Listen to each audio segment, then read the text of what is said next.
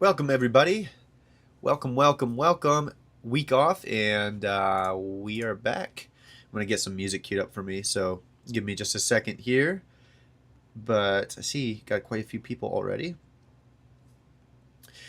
Happy April Fool's Day. I'll be honest, I didn't know it was April Fool's until about 2 this afternoon, maybe 1 o'clock this afternoon.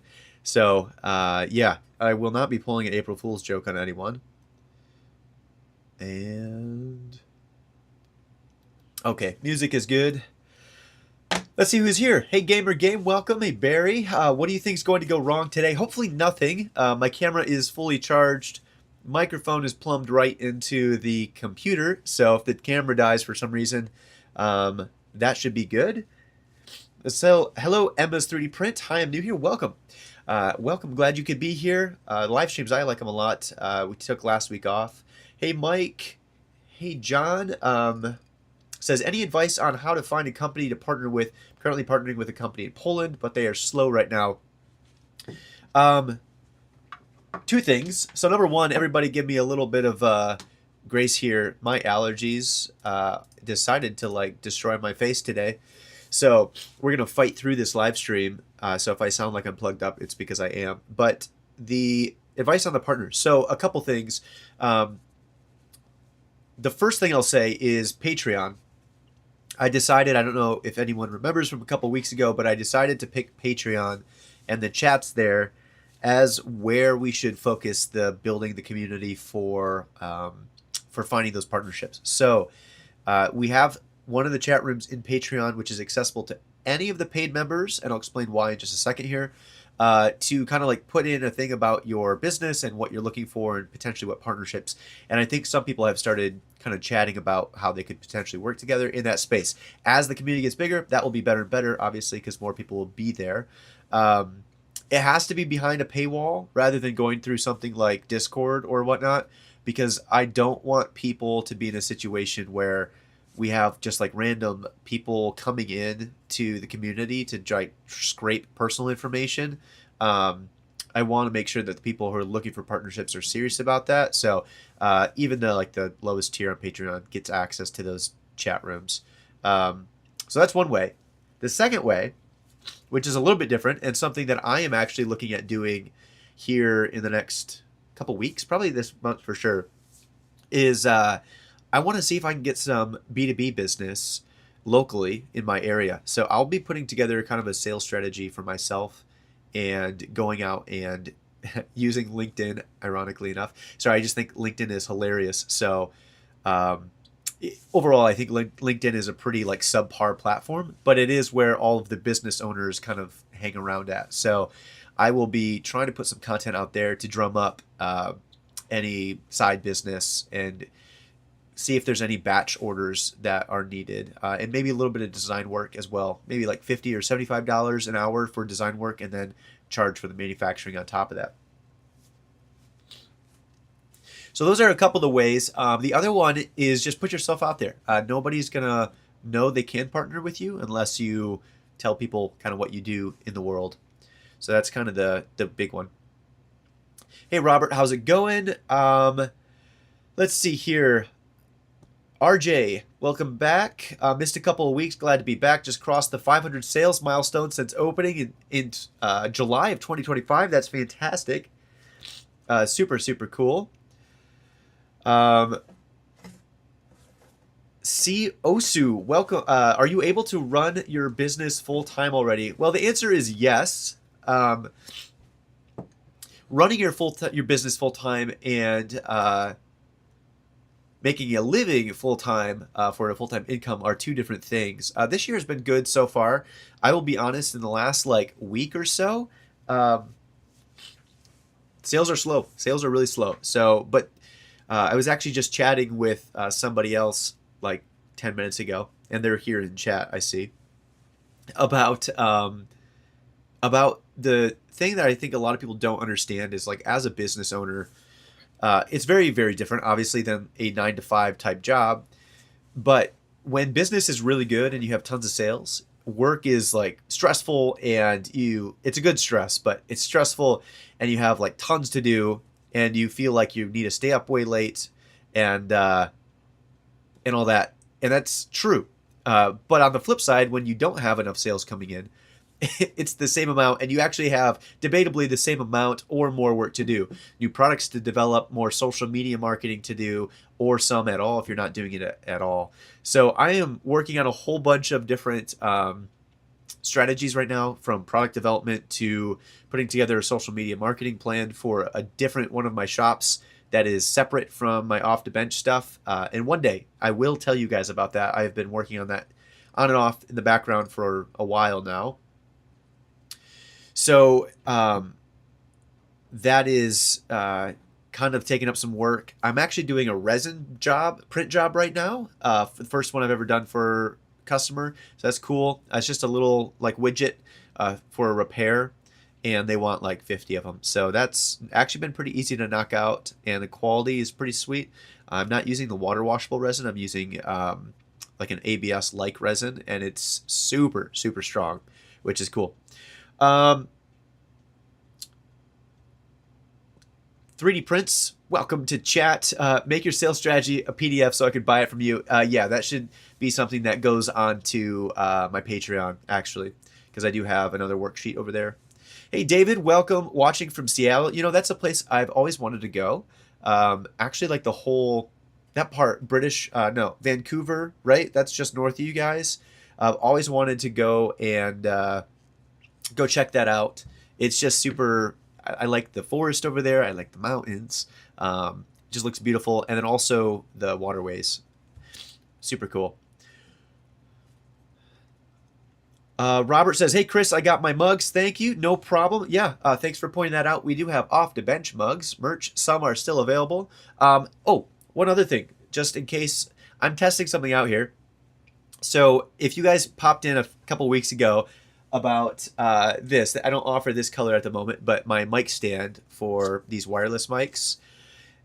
These are cool. I'm selling them on Etsy and on my website. And I know there's going to be some crossover between, like, you know, other people interested in doing YouTube channels or content who want something like that. I started the price high. I've dropped it a little bit down, and I'm running a sale right now to see kind of what that price point is that everybody kind of fits in with. I put a discount code if you guys are interested and do want to buy one of these. They are like 20% off on my website, code Livestream. It's in the description if you're curious. But I think I'll do that going forward, because some of the stuff I offered you guys, I know, is things that people do want to buy. And up to this point, I've not really like offered anything. So I want to make sure that you guys in the community get, you know, benefits rather than just some rando. So you can use that discount code. Let's see what's going on here. RJ, I sound a bit sick. Now, the thing is, I'm actually not sick. It's just my allergies.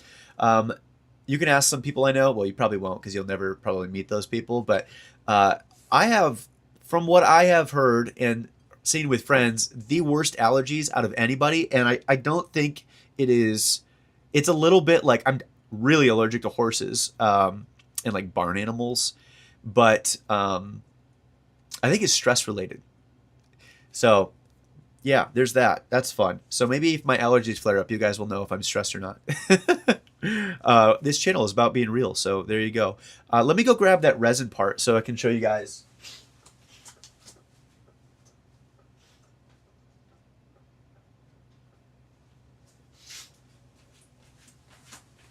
All right, here we go. So this is the part right here. So it's threaded, and it fits in the bottom of a chair, I believe. So you can do like adjustable feet, and it uses a standard 1/4 thread as well. So to test things out and do quality control, I did a spot check already on some of them, but these literally just thread right in, which is super cool. And then just to fully test it, yeah. So it works really good. Now for durability, I threw this on the arbor press with the screw like half in and pushed down super hard on it with the handle all the way out, and I literally couldn't actually break the threads in it. So it's plenty strong. This was new for me because I know I had talked about the resin printer previously, and I've kind of had like a, I would say not a, I've had a mediocre relationship with it. I was going to say love-hate, but there's never really been any love. It's just been kind of mediocre. But I've always used the water washable resin. So this is the first time that I've used an ABS-like resin. It's clear, obviously. Before they're cured, they're like super, super clear, which is really cool. But then they kind of yellow a little bit. I think that's just part of the curing process. They turn out really good. Dimensionally, they're really good. And I did have to wash them in alcohol. And that's the one thing that I was like kind of avoiding at the beginning. But overall, I think it's a good complement to the business and the tools and things I can produce. It's making me think about some other types of parts, or how my ability to produce complex parts. And there are like certain times when you need like a small piece that is really strong, or just too delicate, essentially, if you were to do it in FDM. And I could see myself doing like a batch where I maybe do 2 plates of the resin part, and then that gets put into the assembly. So definitely kind of cool. Definitely cool. Let's see what questions I missed here. Mike says, what type of server should you use on multiple print farms? That's a good question. I am actually in the process of setting up the system for managing all my printers with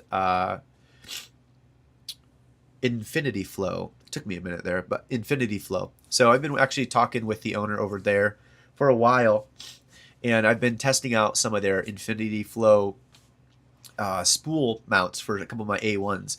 And those work really good, honestly. I'll eventually do some more focus content around that stuff. I don't think he asked for that specifically, and every time I bring it up, he's very generous. But yeah, it's a cool product. I've seen it around YouTube. And the other piece of it, though, is they have Flow Q. And again, he did send me the pieces for free to hook up to my printers. But basically, you connect this little device, this little box, to let me just go grab it. I'll just explain it that way.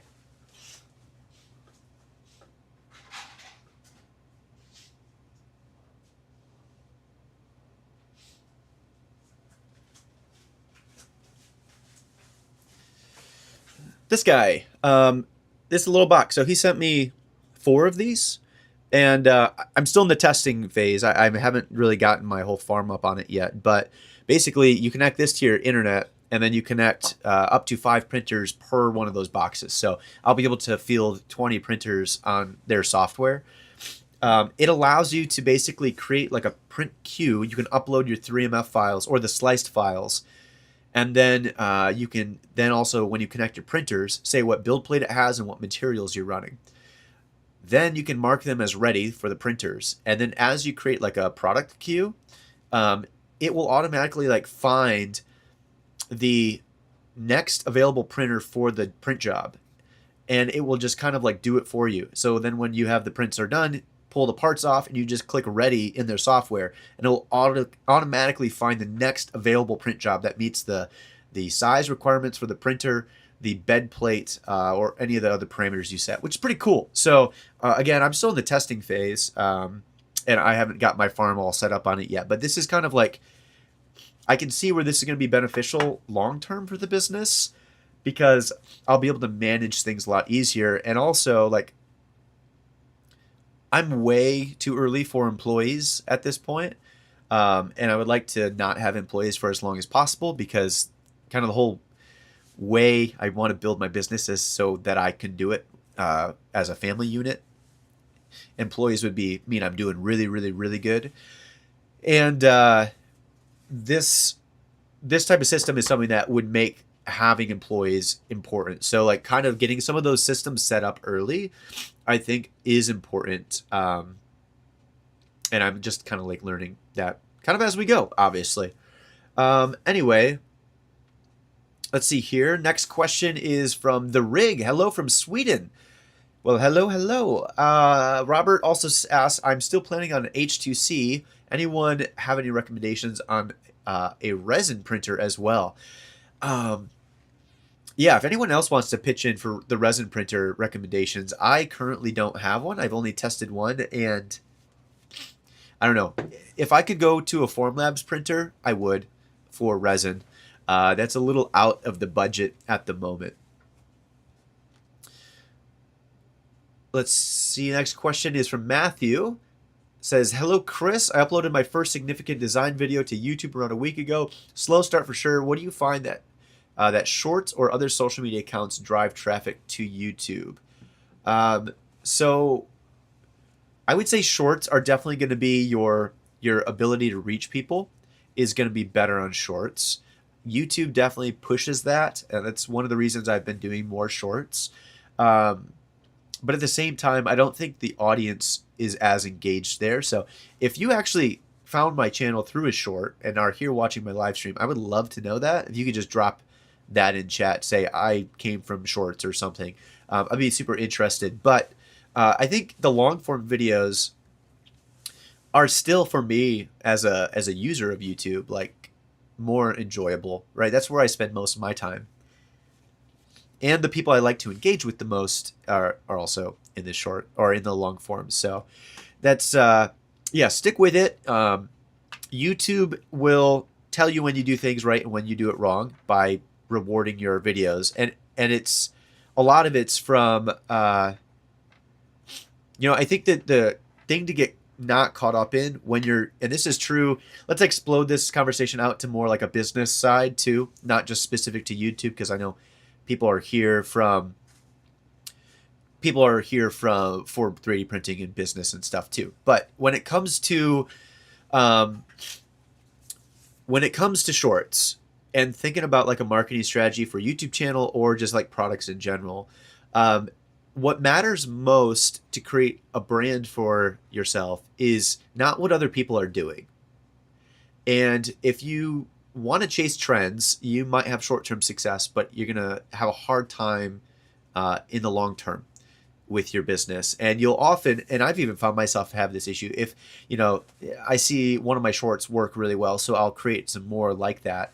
But then you'll end up getting pigeonholed into a certain type of, way people see you. And I think more importantly is just to be true to what you want to create. And the nice thing about the internet, and when it comes to business on the internet, is like there are so many people and there are so many different things that people enjoy doing that almost anything that you can think of, there's already a community of people out there who do that same thing and want to support each other and buy things from each other and hang out and chat with each other. That it's just a matter of like being honest with what you want and who you are and sharing that with others, and you'll find that community. And I think that's pretty cool. So that was a very like high level answer to that, but yeah, it's more of experimentation. The one thing you just keep in mind when it comes to product advertising or any of that type of stuff is if you're doing something and it's not working on YouTube or any other platform, it probably means that you should try something new. Don't change who you are, but try something new. YouTube also wants you to succeed. Let's see here. Next question is, what material am I using? I'm using a Elegoo resin for these little guys. And I think I missed a question on it, but I am charging $2 for each one of these. That includes everything, resin, post-processing, quality checks, all of that jazz. So pretty cool. I'm working with somebody on it too, so I'm kind of like the production guy and it's going through somebody else. Emma said, you guys are chatting here. Never mind. I don't want to, if you guys are chatting, I don't need to pull those in.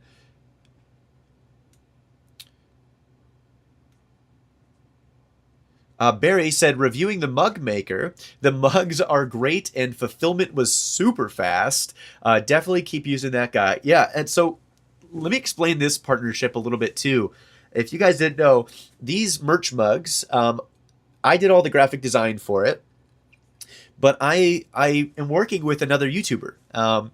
He's actually in here. 3D Prints is in chat right now.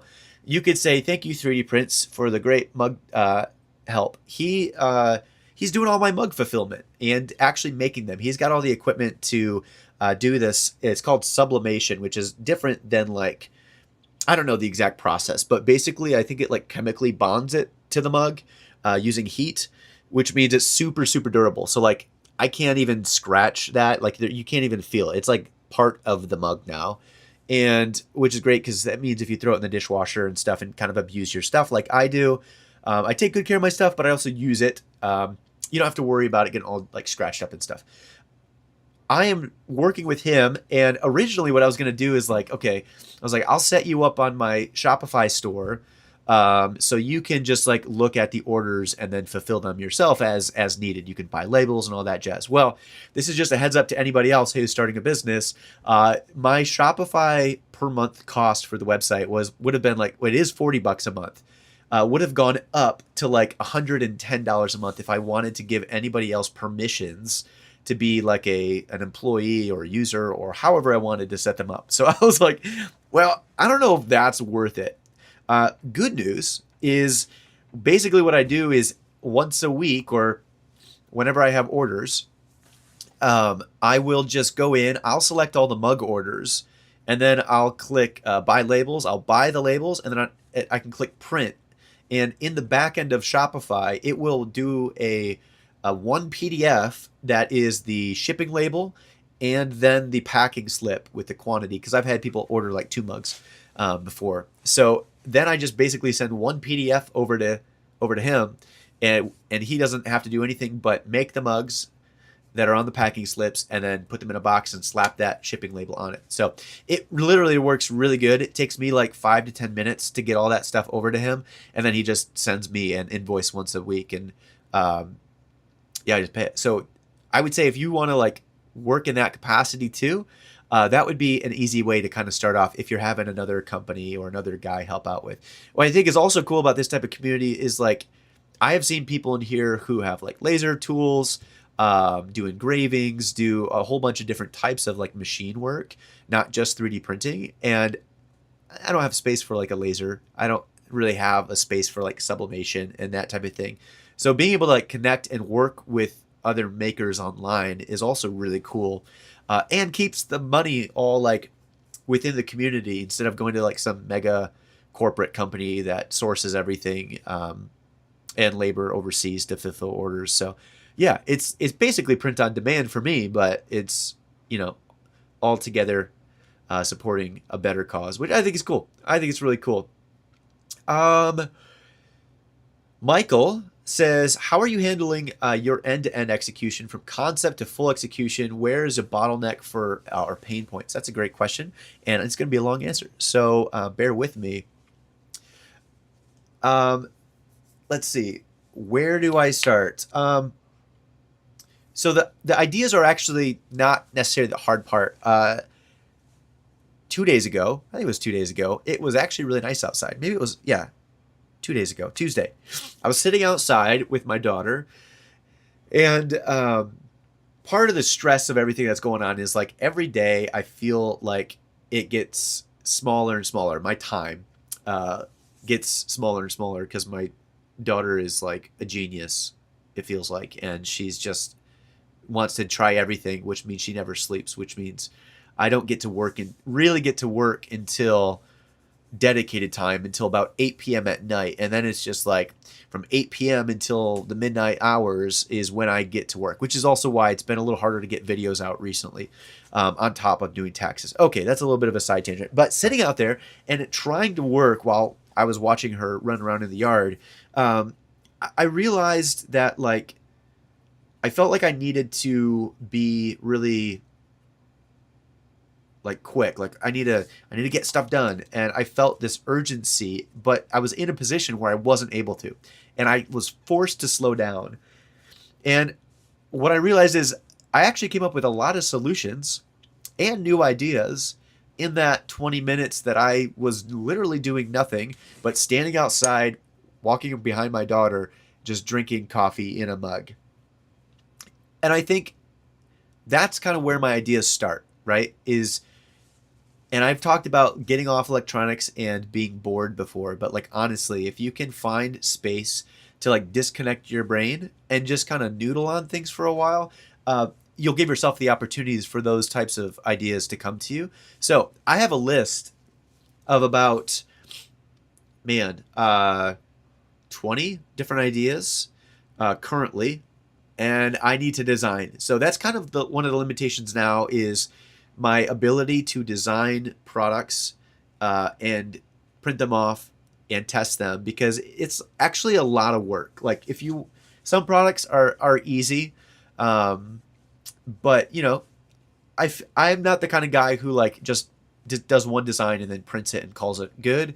I usually have some stuff that I want to iterate on, or sometimes I'll look at a solution I have and say, okay, like this is a poor example, but like, right, these are like some STL files for like pegboard bins. They're cool, but I don't sell the physical product of this one, a couple reasons, but sometimes I look at a product I've designed and I'm like, okay, how much would I realistically be able to sell that for? And it's not always the target that I want to hit. So the question that I have is like, is there something I can change to the design that is realistically going to add value that will matter to the customer or make me stand out in a marketplace, that doesn't way overload me with the amount of assembly or production time, but then makes it a lot cooler. So that's kind of like where a lot of the iteration happens. I've been working on an idea for some coffee stuff, which I've been talking about, or I published something on Patreon about more specifically what the products that I am going to be honing in on are. But I've been doing some doodling, which I'm trying to pull up for you guys, if I can find it. And the thing that I've struggled with is I did some prototypes of this organization system for some coffee stuff, and I was actually like really unhappy with it. Like, I don't know if my measurements weren't right, or like I was just not, I guess, in the right design mode, and I was just kind of struggling. So I took like 3 days or 4 days off. I think we're on day 5 maybe of taking like a mental break from, or a physical break from trying to design that. Yeah, so here's some of my sketches that I'm working on, and I think it'd be pretty cool. Eventually, you guys will see it on my my Etsy store. But I've been thinking about how do I execute that drawing, because I like the design that I've conceptualized on paper. And just over the course of like these past days, taking a break from it, I've really come up with some good solutions that now I need to sit down and model.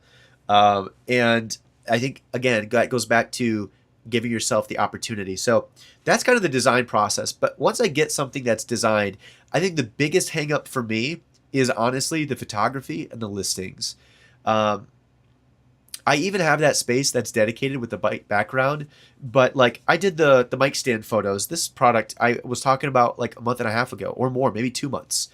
And I sandbagged and I sandbagged and I sandbagged. It is live now, but now the state that it's currently in on Etsy and on my YouTube or on my Shopify store are not the final design for the listing. It's the final product, but it's not the final, like I need to retake the hero image, which if you don't know, that's like the first thing you see when you see the product. I need to take different photos essentially. But the photos I took and got up and edited were like kind of Chris just needs to do this and get through the hard work and put it online. And that's what's up there now. But that for me has been the biggest piece, is always the photography and the listings. Last night, and over this past few weeks or week, I have been building out a new Shopify store for my other 3D printing business, or 3D printing product store, which is Magnets, if you didn't know. Again, I'll tell you, eventually I'll tell everybody what the name of the store is and all that stuff, but I want to like, that's not the story to share on YouTube is not there yet. But I had like 40 products in different designs that I needed to add to Etsy.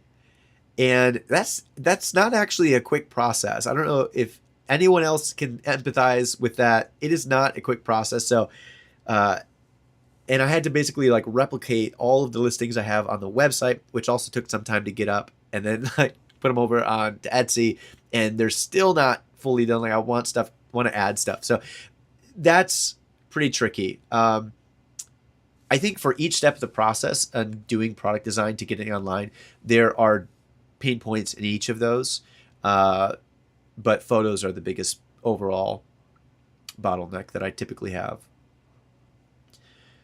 That was a long answer, but kind of a bigger, broader perspective on my design process.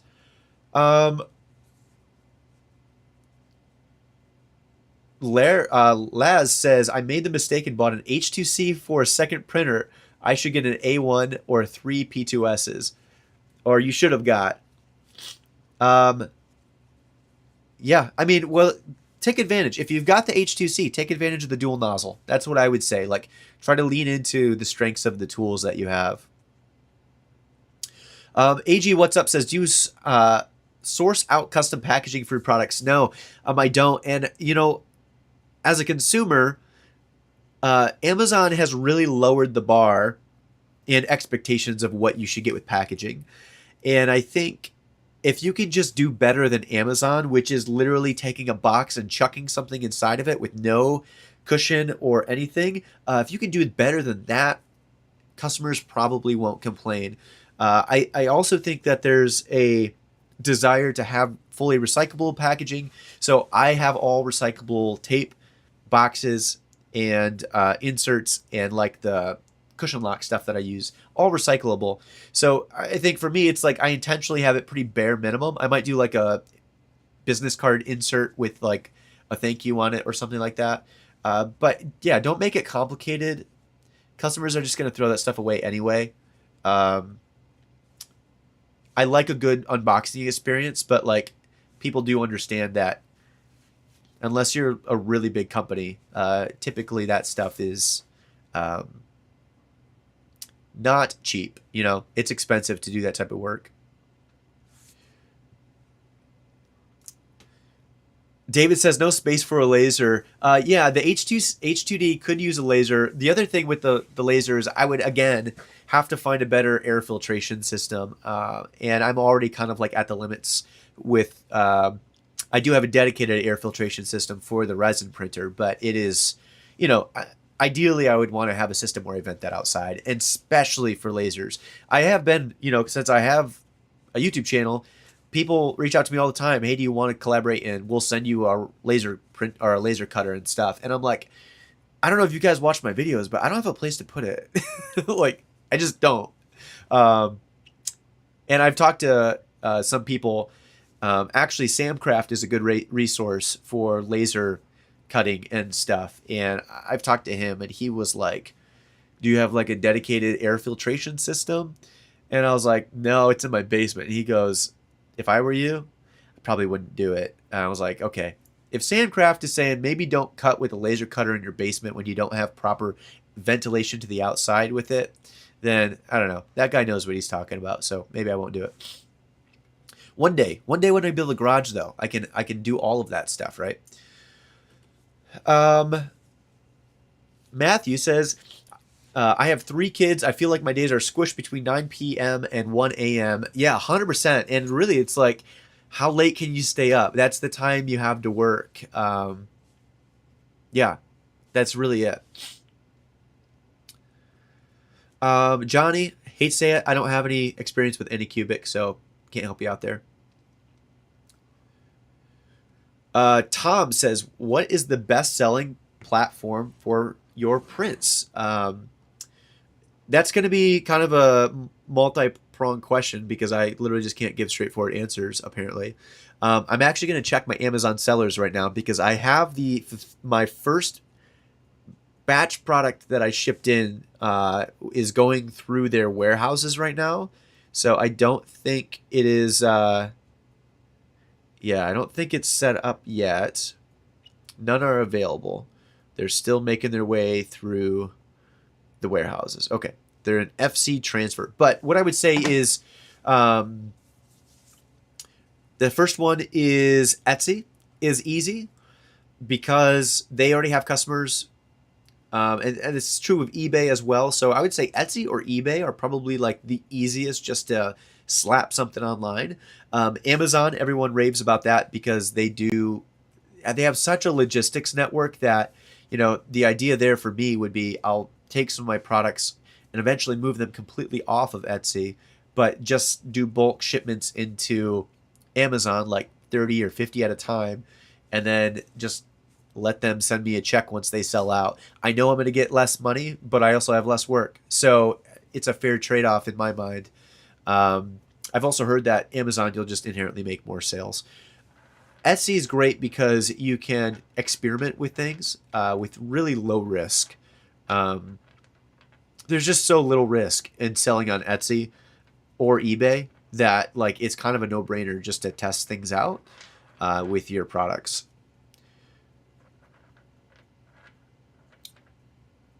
Spectrum says, I'm just trying to find the best place to buy 400 rolls of PETG CF. Would you say Alibaba is the best place? I would actually not recommend that. I would contact the filament manufacturer directly and buy right from them rather than through like a marketplace like Alibaba or something.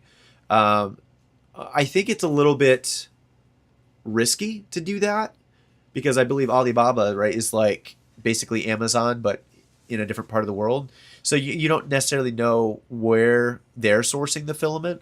I would just reach out to a company. Often, if you're buying that many, they'll give you discounts. So check that out. Johanna says, you mentioned recently that you also take on projects from other companies. How do you get those projects? I find that really interesting. YouTube, actually. That was not my intention when I started my YouTube channel. I had no idea that would happen. But I do have people reach out to me. I'll do it. If there's someone in chat right now who's interested in me manufacturing something for them, contact me. I have printers. So that it was kind of organic, and you start putting yourself out there online, no matter where it is, whether it's Instagram or YouTube or LinkedIn or whatever. The biggest barrier to people reaching out to you to ask if they can work with you is the fact that they probably don't know anything or about what you do. So you got to share yourself and put yourself out there, and you'll find that some of that just comes in naturally. Honey says, how do you protect your product designs from being used elsewhere? And is there any warning labels of safety guidelines you need to make known to customers? So a few things with that. When it comes to product safety, don't design for industries where that could become a big issue. A lot of people, tons of people are kind of working in this gray zone, right? Of where like how do I say this? Like, okay, I have so many product ideas for things that solve problems on like strollers for children or car seats, nothing functional that would affect the use or safety of it, but like improved cup holder or like improved like carrying handle for, a whole bunch of stuff. But in my mind, I'm never going to touch those products because the second I put a product onto a stroller or something else is like, for me, a huge opportunity for someone to like blame me for hurting them or something because it involves children. So I think for me, a big piece of knowing what to design and where to design is to stay out of the categories that are going to get you in trouble. A wall mount bracket for a battery charger, what do I put on it? Don't eat it. Like, I'm not worried about those products. Even the customers who are buying them are like people who own power tools and shops. So I think just be careful of the industries that you're trying to sell products within or verticals, and perhaps stay out of the ones that can become questionable. And I think like anything related to children, like toys, like again, I find it fascinating that Flexi Dragons, so many kids buy those. They're like a severe choking hazard, and they break very easily. I don't know. As a parent, those are things you start to think about. Um, Next one is Diver Dom says, "Hey Chris, what would you recommend as a very first modeling software? Looking for something simple and preferably free to start." Okay, three options here. Tinkercad is always free. Blender is always free. Two different types of modeling, though. Blender doesn't work well with my brain for how I like to model. I'm more in the like engineering CAD is what I like to and how I like to do the modeling process. If you're willing to check out one that is a paid software but has a 30-day free trial, go check out Plasticity 3D. It is what I use for my business. I love the software, and I don't know if they ever reached back out to me, but I should have an affiliate code by now for it. But go buy it. There are other YouTube channels until I get mine that have affiliate codes. It's great, and the nice thing and the reason I like it so much is not just the modeling, but it is a buy once and you own it forever software. I used to use the softwares that were on a subscription basis for 3D modeling, and I was like, I'm just kind of done with that. I just want to own what I own, so that's why I went with Plasticity.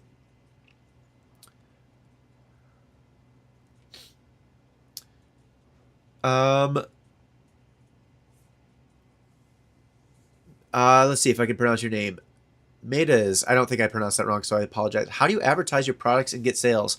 That's a good question. I just put them on Etsy is what I do, and then I run Etsy ads, and that's kind of it. With my other shop for my magnets, I actually am in the works of building out a social media marketing plan, and in the next couple of weeks, I'll start executing that plan. So I'll have again more details. I think that shop is going to be an interesting story as I go forward. Oh, and I also missed another one of the questions from Huddy about how do I protect. You can't. That's the reality. That's the short answer, is you can't protect them. Even if you have a patent, the likelihood that you can protect it is low because you have to enforce it. And that means you have to have money, you have to have lawyers, and other stuff. I would be less concerned about protecting your idea versus being solving small problems. And what I'll explain small in a minute here in a unique way. What I mean by small is like there's a lot of things that just around us are annoying, and that's a good place to start the design process or what to make things for. But a lot of companies aren't going to tackle that because up until the last 10 years, 3D printing has not been a viable, larger scale manufacturing service. Like it's just not been a thing until recently. And traditional manufacturing, like injection molding, is expensive. It's very expensive. It is cheaper than 3D printing once you have the molds made. Once you have the dies, actually, I think that's what they're called, made. But, dies can run you anywhere like this part right here. I'm just going to guess. If someone works in tool and die, let me know. My first job was like sweeping the floors at a tool and die shop. So I kind of know some of this. But this little part here, itty bitty, right? I'm charging $2 a piece for it. It would cost probably, well, number one is it would not have threads in it if it was tool and die. So use the benefits of 3D printing to your advantage. But assuming it could be produced, it would cost cents probably to manufacture that. And that's just the honest truth. But the upfront cost of getting the tools to make this, like the dies, would cost thousands, if not like more, to do that. And then there's the setup fees at the factory, and then they have to do the manufacturing runs. And they're not going to just like, they're not going to make only the amount that you need for the orders that you have. They're going to make 5,000 or 10,000, and then you have to pay for all 5 or 10,000 up front and take on that risk. as a business owner. And that's how most large businesses operate. So understanding that framework, that these bigger companies that would try to steal your product have to work within, solve problems that they won't tackle because there's not enough market share. There's things that aren't like threading, right? That would be really hard to do. It would be an extra step of manufacturing for them.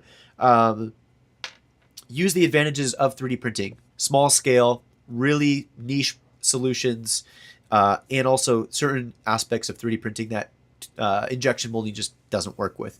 If you can do all those 3D things together, you won't have to think so much about protecting your product. And the last one is just make more products. That's the other thing. The next question is Brute Squad says 3D print some lawn darts. Yes. Yeah, they would have to be for home use only.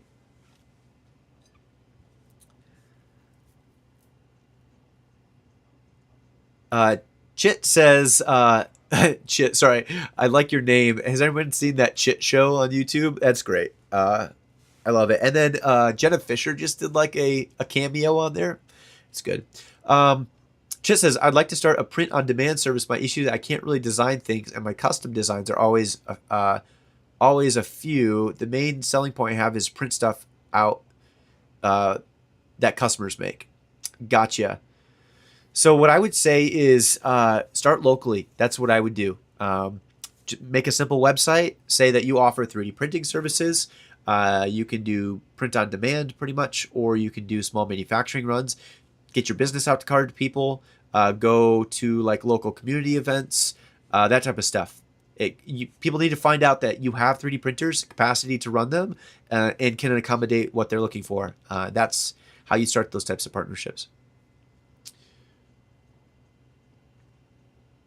Next one is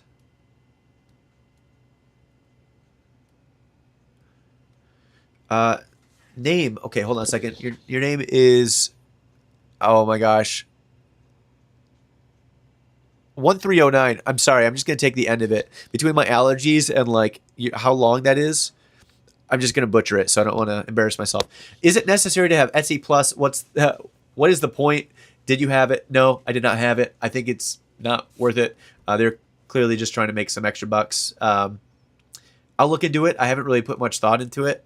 And maybe who knows? Maybe if you get Etsy Plus, they push your products more. I don't know, but maybe I can test that out. Michael says, what do you think the best AI for making 3D printable STL files are? I don't know. I've actually not tested them out. If anyone wants to comment on that, feel free. Tom says, I'm struggling where to start selling, and should it be my own designs? Yes, it should be your own designs. If you are selling other people's designs, you are essentially running a drop ship business. Well, it's not the same as drop ship.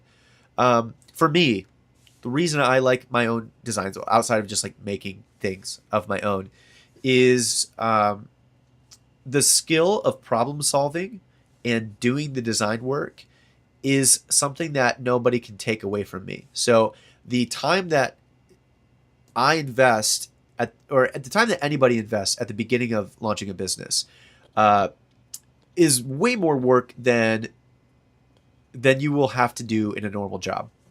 That's just a fact.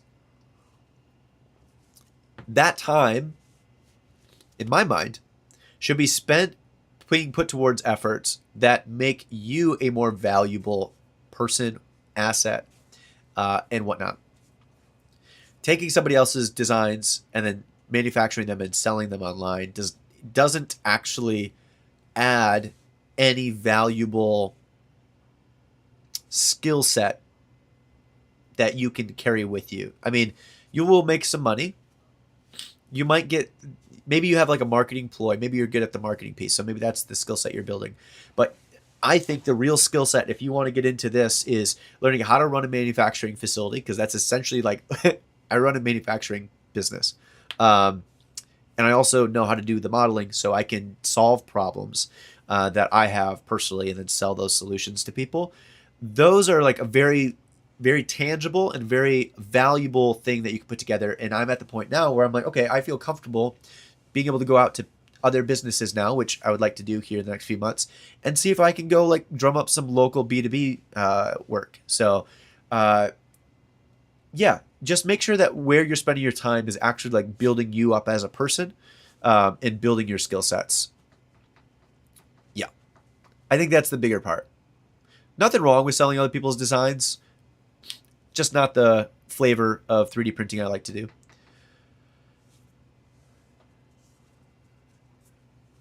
A Fitch Guy says ROI curves for injection molding equipment is brutal. I'd love to know more about what you mean by that. If you could drop something in chat there. Mate says, what do you think this new platform called SeekMate? What about it? It's basically where you can start your own print on demand for customers like PCBWay, and you just print what the customer wants and ship it out. Yeah, I think I've seen one other. Cloudcraft, I think, is kind of the same thing. It's like a marketplace where you can like Fiverr for 3D printing on demand. But what I would say is like the one concern I would have with just like a straight up drop an STL file print on demand service without any like real like interaction with the customer and back and forth is people who are not familiar with 3D printing. They have a really wrong perception of what 3D printing is, and what they probably think of is like, do you guys remember Spy Kids back in the day where they had that microwave? You could put like the little thing in it and it would turn like this little packet into a cheeseburger. I feel like that's what people think about 3D printing is, oh, you could just have whatever you want. You could just throw it on a printer and next thing you know, there it is. And like to some extent they're correct, but really there's only like one form of 3D printing where you could take any shape and 3D print it. And I believe that's called, correct me if I'm wrong, but I think it's SLS. It's the one that's powder, right? So it like lays a piece of powder down. It uses a laser or something to like cure that powder and then puts another layer of powder down. That you can print any shape you want because it's basically the entire block of powder is a support. So there's never a point at which you have like overhangs or anything. But for FDM printing specifically, there's actually a lot of restrictions on how you can print, what you should print, how you should lay your parts out to print, and customers don't know any of that. And also, I'm assuming they probably want the best quality possible too. So you need to do everything you can to reduce your amount of supports. Try to not use them at all. Yeah, so there's a lot of considerations that customers just don't know, nor should they know. But that's why I think the print-on-demand services are a little, like, you got to be a little careful. And I've not used one, so maybe that's a part of it. But yeah, I think there needs to be more back and forth to really understand what the customer wants and how you can make that happen for them through 3D printing.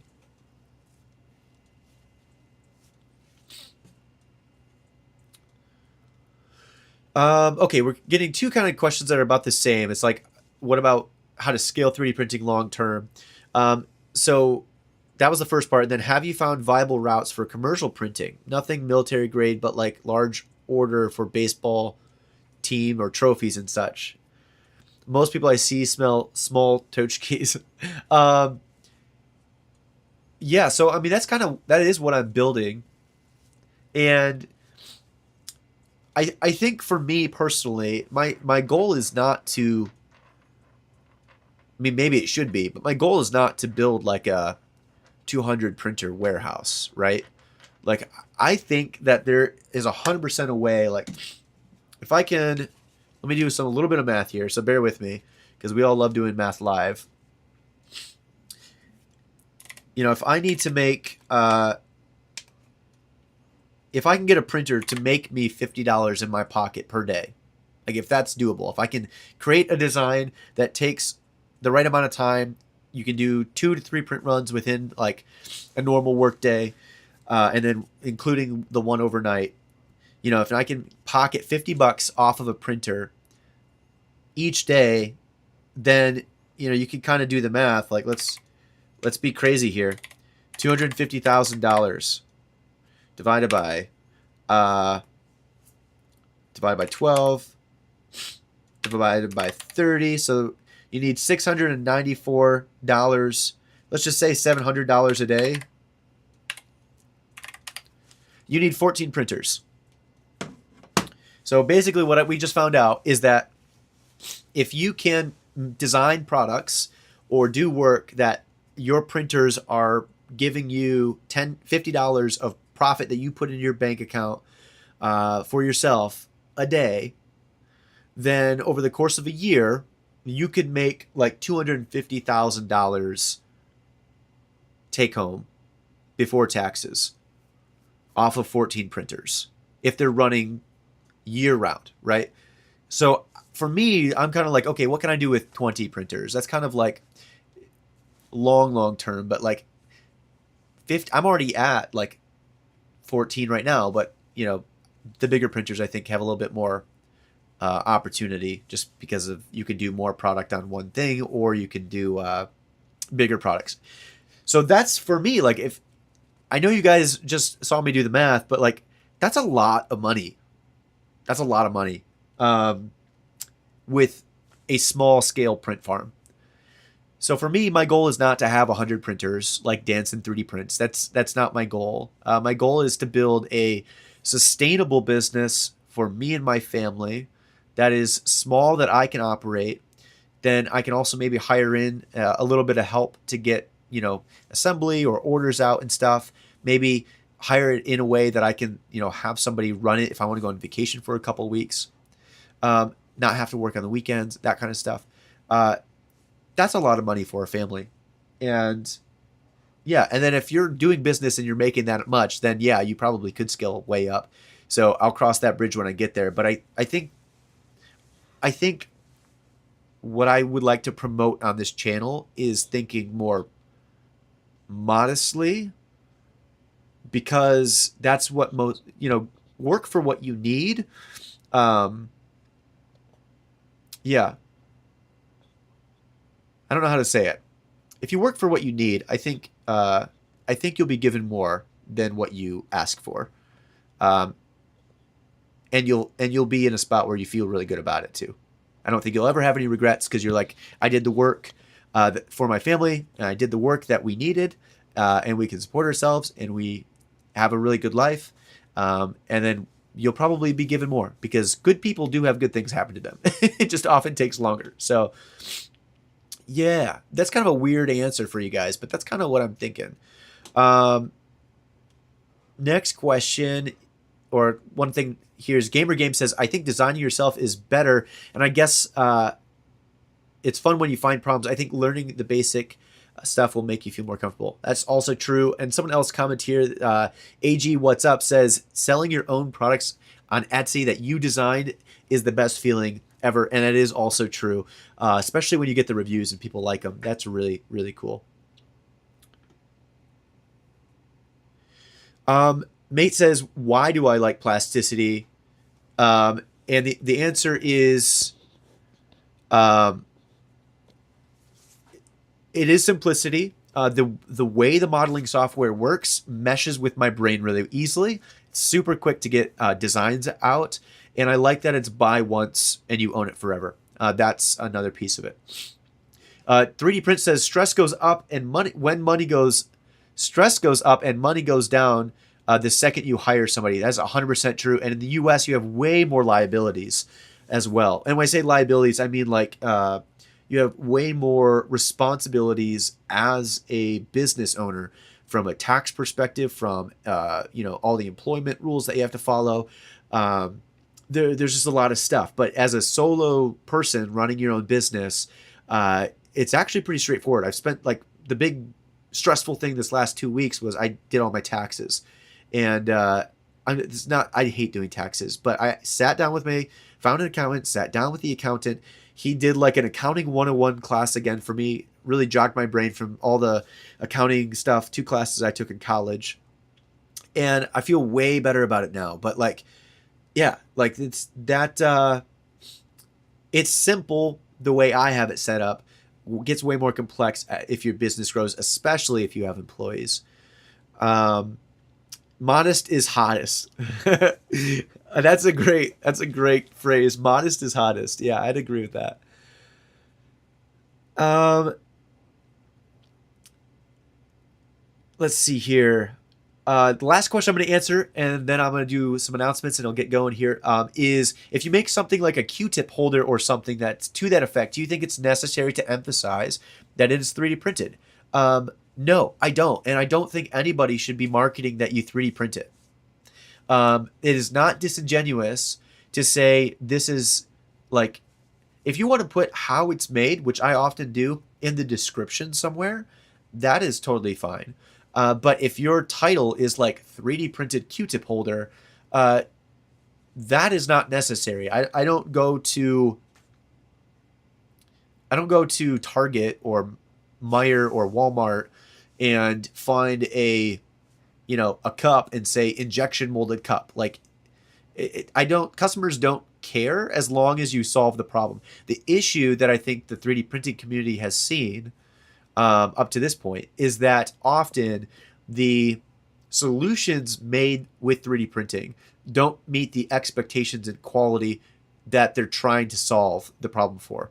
So customers will get something because, it's supposed to solve this problem, and they buy it, and then the quality or the solution isn't good enough to meet those expectations, and that's when they get bummed out. So yeah, really focus on quality and use the printers in a way that it is benefiting from the 3D printing rather than not. Maybe I'll do more details on that in a different video. But that should answer it. Those are the last questions I have. Rod, are you going to watch the Artemis 2 launch? Probably. Yeah, I'd like rockets going in the sky. That's cool. All right, last updates. We still have mugs for sale. They're on my website. Mic stand holder. You can use code Livestream if you want to get 20% off. We have some of those. And subscribe. It does help the channel. You can also check out Patreon. That is kind of where we're building the community of people looking for partnerships. And I'm trying to be really active over there with chatting with people and, whatnot. So that's going to be where I spend more of my personal time is over on the Patreon. And yeah, we'll have another live stream, I think, next week. I have family in town. So probably. And I will be putting out a video. I missed last week, but I will be putting out a video this coming few days here before the weekend. So if I don't see you until next week, have a great weekend. If not, I'll see you in the next video. Cheers. I'm going to go finish my tea. And just in my fashion, I drank about a quarter of it. So I guess I just talked too much. All right, everybody. Thanks again. Okay, mates. Hold on. I'll go. I'm starting a new 3D printing business. Is a good idea to post on social media that I'm looking to manufacture? Yes, 100%. Get yourself out there. Put yourself out there. Put yourself out there. Nobody will know what you do unless you share and tell them. And it doesn't mean they're not interested. They just don't know about you. Share yourself. Tell people what you do. Get excited about what you do. All right. I'm actually going this time. See you, everybody. Thanks for tuning in.